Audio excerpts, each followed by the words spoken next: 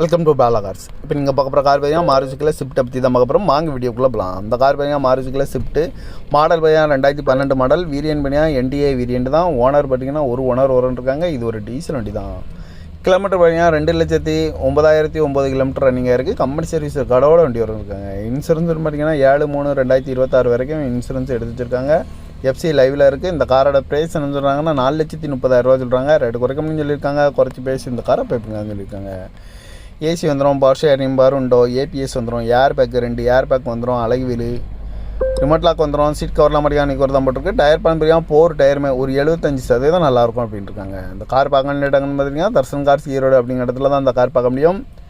TN 33BB 0724 அப்படிங்கிற நம்பரில் தான் இந்த கார் இருக்குது அப்படின்ட்டு இருக்காங்க. ஓனர் பார்த்தீங்கன்னா ஒரு ஓனர் இருக்காங்க. இது ஒரு டீசல் வண்டி தான். NDA வேரியன்ட் தான்.